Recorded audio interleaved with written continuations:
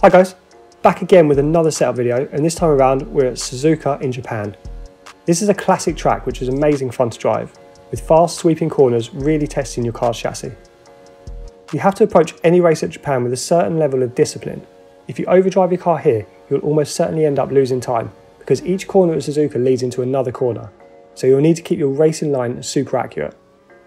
As with all of our setups, this is a race setup designed for 50% races or longer, and they can be used in league racing. If you like this setup, give us a like and subscribe to our channel for more F1 2020 race setups. So, jumping straight into the setup itself. We've designed this setup to give you a very drivable and balanced car, and the rear end should stay planted all race long. There are a couple of corners where you'll need to keep the rear end in check, mainly the fast right-hander of turn 9. So let's start with the aero. We've run an aero setup of 4 at the front and 6 at the rear. This will keep the car well balanced while keeping a good amount of speed on the straights. To help with traction and help protect your tyres around this demanding circuit, run your on-throttle diff at 50%, then set your off-throttle diff to 65%. This will give you the best trade-off of stability and minimal understeer. Moving on to the suspension geometry, you'll want to run close to our usual setup of maximum camber and minimal toe, but a little more balanced this time. You'll want a little more camber angle at the front to help you through the sweeping corners. You should look to run a stiffer suspension all round for Suzuka. You'll be flinging the car left and right throughout the lap, so you won't want your car to be sluggish as you do this. Go for a suspension setup of 3 and 6, with an anti-roll bar setup of 7 and 10. This stiffer setup will help maintain speed in your car, especially through the S's and spoon curve. Just be careful when you throw your car into turn 3, as if you keep your throttle planted, you may feel a little rear instability during a race. Go on to set your ride height to 3 and 4. This is a slightly higher ride height than normal, but it just ensures your car isn't too low and stiff. Moving on to your brakes, run 92% pressure and 52% bias. This brake setup feels perfect for this track and you won't have any problems at all with lockups or braking instability. Finally, the tyre pressures need to be low because you'll be leaning on your tyres a lot and they will tend to overheat. We compensate this by running 21.4 or 21.8 on the fronts and the minimum 19.5 on both rears. And that'll do it for our Suzuka race setup. This setup is designed to give you a super drivable car, allowing you to drive consistently throughout a race. We would advise that you give the inside curb a wide berth around Suzuka, especially around the faster corners, as they will really unsettle your car. If this helps you out, pop this video a like and subscribe to our channel for more F1 content. And if you fancy chatting with our growing community, why not join our Discord and say hi? I'll leave the link in the description below. I'll leave this video with a little bit of racing, and until next time, see you on track.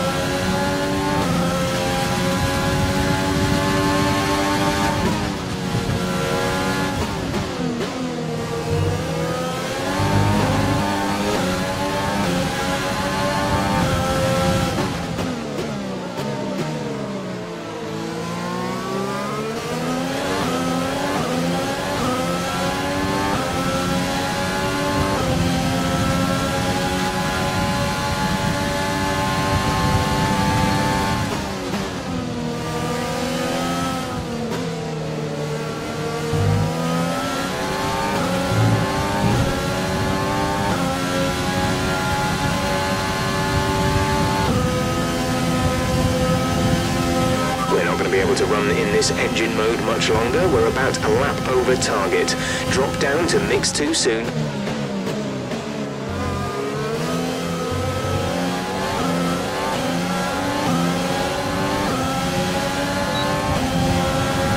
We're boxing this lap. Give us the best in lap you can.